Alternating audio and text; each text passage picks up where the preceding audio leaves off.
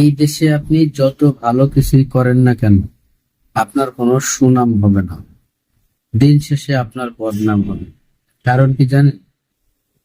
এই এনসিপি যে দলটা, এই দলটা কিন্তু আগে ছিল না। এই দলটা হয়েছে যত 5 আগস্টের ছাত্র আন্দোলনের পরে সাবেক প্রধানমন্ত্রী যখন এই দেশ থেকে চলে যায়, তখন এই দলটা উদ্বোধন হয়েছে।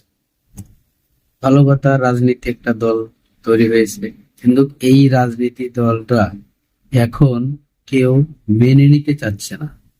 বিশেষ করে বর্তমান রাষ্ট্র ক্ষমতায় এখন প্রধানমন্ত্রী তারেক রহমান আছে বিএনপি থেকে। অথচ এই বিএনপি কে গত 16-17 বছর ধরে বিএনপির কোনো অস্তিত্বই ছিল না। যেখানে বাংলাদেশে একজন প্রধান বিরোধী দল ছিল, আর প্রথমত দল ছিল আওয়ামী লীগ, বাংলাদেশ আওয়ামী লীগ। সে আওয়ামী লীগ এখন আর নেই। 16-17 বছর ধরে বিএনপি পলায় পলায় ছিল।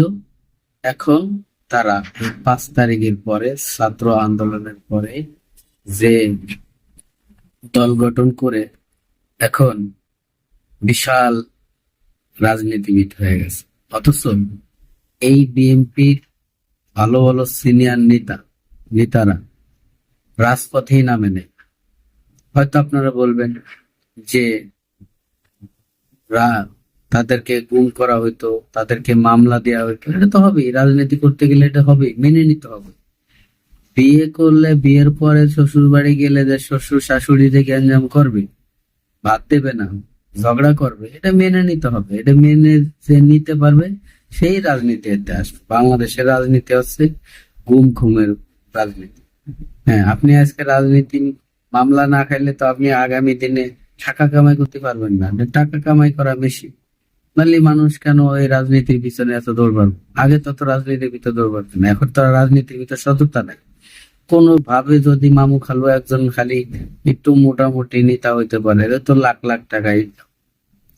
ঠিক আছে, তো যে কথা বলতেছিলাম, এখন সেই এনসিপি নেতাদের নামে 10 জনের নামে মামলা করা হয়েছে। এই 10 জনের নামে কি মামলা করা হয়েছে আপনারা অনেকেই জানেন।